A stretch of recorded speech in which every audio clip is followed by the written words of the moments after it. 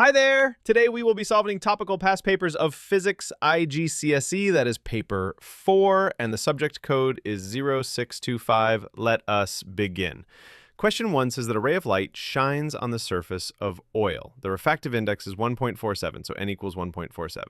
On figure 7.1, draw the normal at the point where the ray enters the oil. The normal is drawn at the point of incidence, the point where the incident ray strikes the surface, and it is perpendicular to the plane surface. So if we consider this to be a plane surface,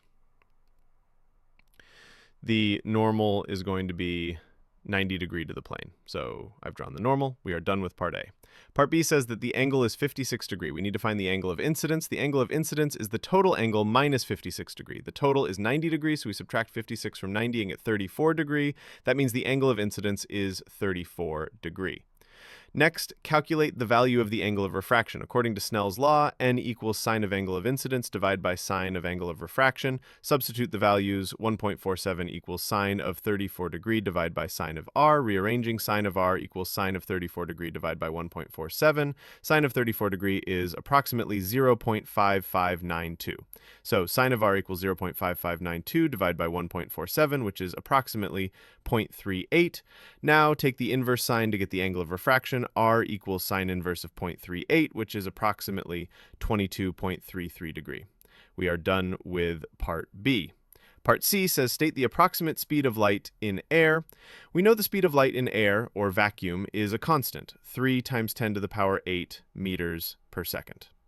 Part D, calculate the speed of light in oil. Give your answer to 3 significant figures. Use the formula n equals speed in air divided by speed in oil. We are given n equals 1.47. Speed in air equals 3 times 10 to the power 8 meters per second. Rearrange to get speed in oil. Speed in oil equals 3 times 10 to the power 8 divided by 1.47, which is approximately 2.04 times 10 to the power 8 meters per second. Question number 2 says that the boy looks at the image of the clock in a plane mirror. Figure 5.1 shows the mirror, the clock, and the position of one of the boy's eyes. So this is the clock, this is the boy's eye, and this is the mirror. The first part of part A says that on figure 5.1, draw the ray of light from the clock reflected to the boy's eye. So we need to draw the position of the image of the clock.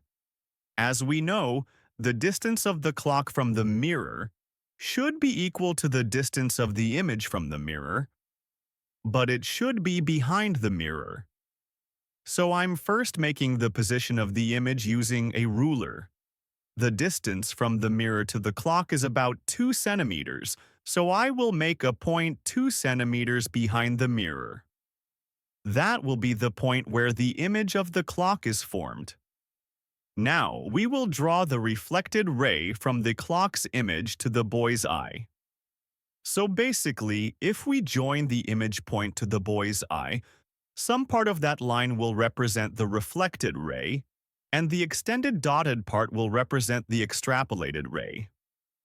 As we learned in the previous class, this is how an image is formed by a plane mirror. We now have the point of incidence as well. So, we join the real clock to the point of incidence. That line represents the incident ray. So, using a scale, we've drawn the incident ray, the reflected ray, and the extrapolated ray. This is how the image is formed in the case of a plane mirror. Part 2 says, on figure 5.1, mark with an X the position of the image of the clock. So this is the position of the clock's image, and I'm marking it with an X.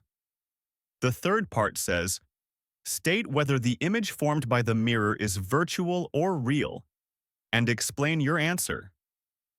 The image formed by the mirror is always virtual.